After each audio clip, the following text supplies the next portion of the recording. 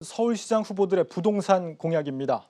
집값 폭등과 전세 대란이 심해지면서 이번 서울시장 보궐선거에서는 부동산 이슈가 핵심 쟁점으로 떠올랐습니다. 먼저 후보들의 공약이 각각 어떻게 되는지 조연 기자가 정리해봤습니다. 서울시장 보궐선거를 관통하는 부동산 공약. 가장 큰 키워드는 세 개입니다. 공급 확대와 재개발, 재건축, 규제 완화, 그리고 세금. 이 세 이슈를 둘러싼 공약 전쟁이 본격적으로 달아오르고 있습니다. 먼저 공급 확대 정책은 여야 할 것 없이 제1공약으로 꺼내든 카드입니다. 다만 공급 방식에서는 이견을 보였습니다. 여당의 우상호 의원은 공공의 방점을 찍으며 공공임대주택 16만 호를 추가 공급하겠다고 밝혔고, 김진애 열린민주당 의원은 공공임대와 민간임대가 어우러진 역세권 미드타운 개발을 슬로건으로 내걸었습니다. 야권에서는 공공에 치우치는 정부를 꼬집으며 과감한 정책 대전환을 외쳤습니다. 안철수 국민의당 대표는 공공과 민간이 상호 보완적이어야 한다 강조하며 위치나 질적인 면에서 수요에 부응하는 공급책이 필요하다고 했고, 조은희 서초구청장은 재개발, 재건축을 활성화시켜서 5년간 65만 가구를 공급하겠다고 약속했습니다.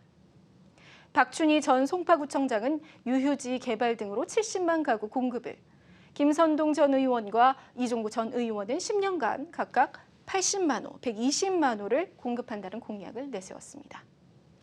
남은 임기 1년의 서울시장으로선 다소 긴 출사표를 던진 모습입니다. 재개발, 재건축 규제는 어떨까요? 박원순 전 시장이 유지해온 35층 층고 제한은 여야 모두 풀겠다고 입을 모았지만 여권 후보들은 철저한 이익 환수, 공익성을 강조했고, 또 강남 재건축은 부동산 거품에 기름만 붓는 격이 될 것이라며 부정적 기조를 유지했습니다. 반면 야권은 재개발, 재건축의 대대적인 규제 완화를 앞세웠습니다. 나경원 전 의원은 용적률과 용도 지역 등 각종 규제를 확 풀겠다고 말했고, 이해운 전 의원은 인허가 절차를 절반으로 줄이겠다. 오신환 전 의원도 패스트 트랙을 도입해서 민간 재개발, 재건축을 활성화시키겠다고 예고했습니다. 범야권에서는 세금도 강력히 질타했습니다. 안 대표는 일시적 양도세 완화 등 세금 폭탄을 저지하겠다라고 강조했고, 날 전 의원은 공시지가 폭등을 차단하는 방식, 조 구청장은 서울 시민 중 9억 이하 1주택자에게 재산세를 50% 감경하는 방안을 내놓았습니다. 넘쳐나는 공약만큼이나 실행 가능성에 의문이 제기되는 가운데 공약들이 실질적인 주거 안정, 집값 안정에도 실효성이 있을지 꼼꼼히 따져봐야 하겠습니다. 한국경제TV 조연입니다. 여야 주요 후보들의 부동산 정책 지형을 분석해봤습니다. 서울시장 선거 결과가 부동산 시장의 변곡점이 될 수 있을지 좀 더 자세히 짚어보겠습니다. 부동산부 신인규 기자 나와 있습니다. 신 기자, 이번에 선거에 출마한 후보들이 상당히 많죠. 얼마나 됩니까? 네, 14일 현재까지 던져진 출사표만 18개입니다. 예. 중앙선거관리위원회 예비후보에 등록했거나 출마 의사를 확실히 밝힌 후보들을 추려봤는데요. 일단 조건부 출마 의사를 밝힌 오세훈 전 서울시장이나 출마 선언을 아직 하지 않은 박영선 중기부 장관 등을 제외하고 봐도 상당히 많은 숫자입니다. 앞으로 각 당별 경선을 통해서 이 가운데 많은 후보군들이 정리가 되겠지만 후보군들이 정리가 된다고 해도 정책은 또 흡수되거나 하는 경우들이 있습니다. 예. 서울시 부동산 정책이 어떻게 변할지를 지금부터 살펴봐야 할 이유가 되겠죠. 네, 앞서 조영 기자의 정리를 좀 들어보니까 후보들의 부동산 정책이 어느 정도 좀 비슷한 부분도 있는 것 같습니다. 이 재건축, 재개발 규제의 경우에는 기존보다는 좀 완화하려는 그런 기조가 있는 것 같은데요. 그렇습니다. 올해 초 실시된 부동산 관련 정책 여론조사 필요하다, 어떤 것들이 필요하다 조사해봤더니 1위가 재건축 규제 완화였습니다. 예. 대다수의 후보들이 서울의 재건축 재개발 속도를 내겠다고 한 건 이 같은 민심을 반영한 것으로 보이는데, 하지만 세부적으로 보면 조금 차이가 있습니다. 네, 어떤 차이가 있습니까? 먼저 재건축의 속도를 내겠다는 부분을 살펴보면요. 야당은 13일 당 차원의 부동산 정책을 밝히면서 재건축 재개발 활성화 기조를 분명히 했는데, 이 공약들을 자세히 보면 주로 현재 제도를 고쳐서 속도를 내겠다고 합니다. 예. 보통 정비 산업의 인허가 단계가 45단계 정도 되는데 이 단계 자체를 줄여보겠다는 겁니다. 이 부분에서 현재까지 구체적인 계획을 답변 보낸 후보가 오신환 이해운 후보입니다. 오 후보는 패스트 트랙을 도입하겠다. 네. 이 후보는 현행 인허가 단계를 절반으로 줄여보겠다. 이런 얘기를 했습니다. 이와 함께 재건축 용적률 상향이라든지 기존 규제를 완화하겠다는 카드를 내놓은 후보들도 대체로 보이고요. 나경원 후보는 출마 선언을 하면서 가로막힌 재건축 재개발이 대대적으로 다시 시작될 것이라 이렇게 말하기도 했습니다. 네, 뭐 야당은 재건축 진행의 단계를 줄이고 규제들을 풀겠다라는 거고, 그러면 여당 쪽은 어떻습니까? 여당 측인 우상호 후보도 일단은 재건축 속도를 높이겠다고는 했습니다. 그런데 조금 살펴보면 예. 다만 제도를 건드리는 것은 아니고 각 단계별로 한두 달 정도 걸리는 행정상의 속도를 단축시키겠다는 입장으로 보입니다. 그리고 앞서 리포트에서 보신 것처럼 재건축과 공익을 함께 얘기하고 있는데 이거 무슨 얘기냐면 개발 이익 환수와 소형 임대주택 확보를 전제로 예. 재건축 재개발 문제를 유연하게 검토하겠다는 얘기입니다. 유력 후보 가운데 하나로 꼽히는 안철수 후보도 조금 전이죠. 관련 대책을 발표했는데 여야 양측의 기조와 크게 다르지는 않습니다. 네. 재건축 인허가 절차 간소화와 함께 용적률 상향 등으로 정비사업 관련 30만 원을 공급하겠다는 입장을 발표했습니다. 네.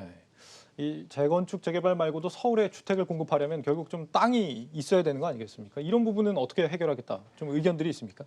땅이 부족한 상황에서 생각해 볼 수 있는 대책이 여러 가지 있을 겁니다. 그 중에 하나가 같은 면적이라도 층수를 높이면 공급량은 늘어나겠죠. 그래서 그렇게 하려면 기존의 서울시가 막았던 층고 규제, 35층 층고 규제를 완화해야 한다는 목소리가 있었는데 여야 모두 이 부분을 각자의 정책으로 가져가려는 흐름이 관측이 됩니다. 예. 고밀 개발이라는 개념인데요. 이 용도 지역 규제를 완화하거나 새로운 용도 지역을 신설해서 용적률 자체를 기존보다 높여버리는 방안들입니다.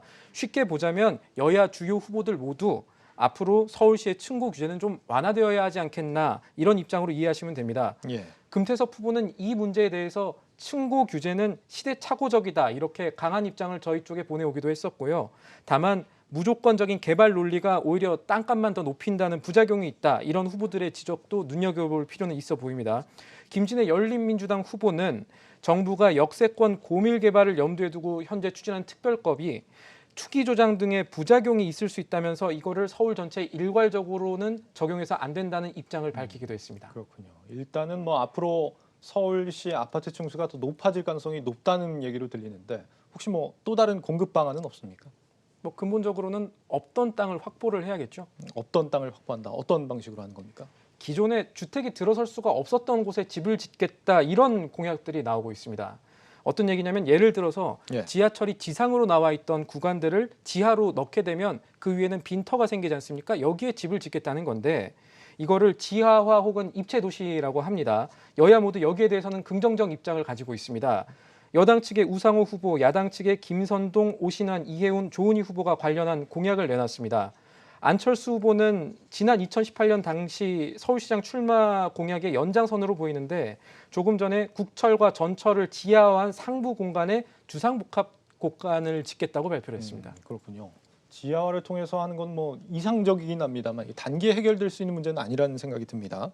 사실 서울 부동산은 뭐 올해 세금 문제도 굉장히 좀 중요한 부분인데 사실 서울시장이 세금 문제까지 해결해 줄 수 있는 건 아니죠? 네, 그 세금 관련해서는 사실 여야별 공약이 그 전에 부동산 공약은 좀 비슷비슷한 면이 있었는데 설명드린 것처럼 세금 부분에서는 여야 간 차이가 납니다. 일단 여당 측은 우상호 후보를 비롯해서 세금 문제에 대해서는 건드리지 않겠다는 입장을 견지하고 있고요.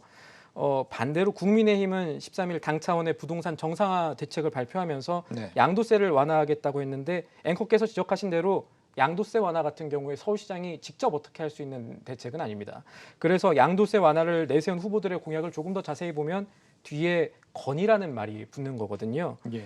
다만 지방세에 포함되는 재산세의 경우에는 서울시장의 권한을 갖고 전향적인 결정을 내릴 수는 있습니다. 다만 이 재산세를 감경하겠다고 하면은 결국은 재정 자립도가 약한 자치구들에서 반발이 있을 수 있다는 문제는 풀어야 할 숙제가 될 것 같고요. 관련해서 안철수 후보는 종부세를 집을 팔 때 낼 수 있도록 하는 제도를 추진하는 한편 고가주택 기준을 낮추고 지방세를 내리겠다고 했습니다. 또 현재 서초구청장으로 자치구내 재산세 감경을 추진해온 조은희 후보가 공시지가 9억 원 이하 1주택자인 서울시민 전체에 대해서 재산세를 감경하겠다는 입장을 보내왔습니다. 예. 반대로 토지 보유세를 높여서 집값을 잡아보겠다 이런 공약을 내건 후보도 있습니다. 신지의 기본소득당 후보는 토지 보유세를 걷고 그렇게 마련된 재원 등으로 서울 시민에게 매년 일정 금액을 기본소득으로 지급해야 한다고 밝혔습니다. 네, 사실 뭐 세금 문제를 서울시장이 건들 수 있는 부분은 아닐 수도 있겠습니다만 자신들의 어떤 색깔을 내비치는 목적이 아니었을까 이렇게 생각을 해보겠습니다. 예, 다양한 부동산 공약들이 나오고 있는데 문제는 실현 가능성이겠죠. 앞으로 계속 취재하면서 점검해 나가야겠습니다. 부동산부 신인규 기자였습니다.